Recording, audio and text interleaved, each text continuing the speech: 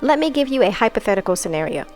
A single Christian woman desires with all her heart to be married one day. She's not meeting anyone at her church or anywhere else for that matter. She gets frustrated that she's still not married, so she decides it's time to try online dating. She thinks some of the men's profiles on the dating app look a little suspicious, but she decides to lower her standards somewhat and give them a chance. Come to find out, none of these men she met turned out to be real Christians.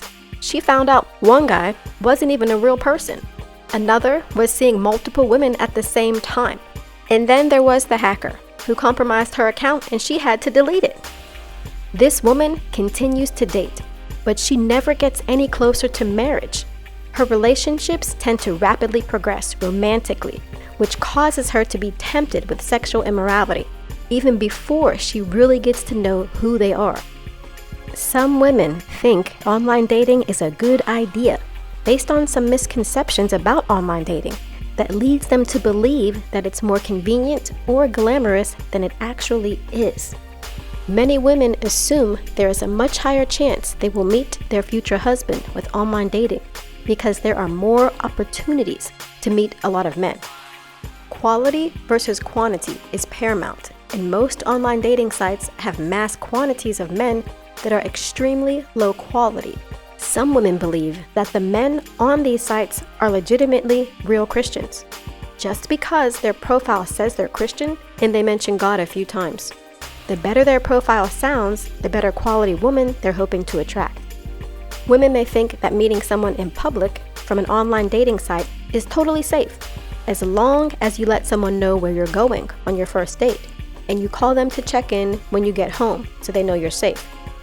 Most women are so excited about their first date, they don't even think twice that they could be being followed by this man all the way to their house and putting themselves in a very dangerous situation. There are some raw facts about online dating that no one talks about. Anyone in the world could be creating profiles on these websites, so it's not as safe as it sounds. You probably didn't know that 25% of rapists used online dating to find their next victims, and 10% of online dating users are sex offenders. Since you are dealing with complete strangers, there is no way you can ever validate that what they have on their profile is even true. People know this, which is why more than 53% of Americans fabricate parts or all of their dating profile. To take it even further, some women may assume the person they are communicating with is actually single because they say they are. Surprisingly, some of these men may already have women that you will never know about because 51% of online daters are already in a relationship of some kind, and this includes married men.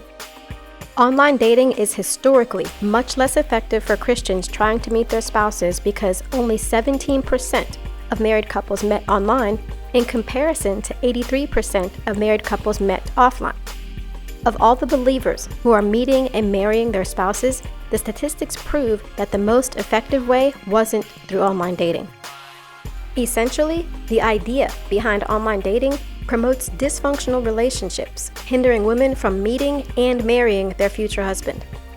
Online dating suggests a premature romantic endeavor which accelerates romance before two people are able to get to know each other and establish a close friendship.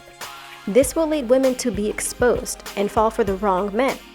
And through premature infatuation, they lose the ability to judge character correctly and are put at a high risk for sexual immorality or failed relationships. There is an alternative to online dating that is available to all women and biblically proven to have the highest success rate for Christian women to meet and marry their future husbands.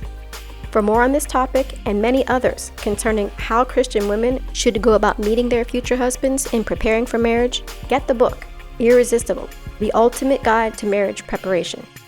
Check out the description box below for the link to the book and learn more about how you can become irresistible to your future husband.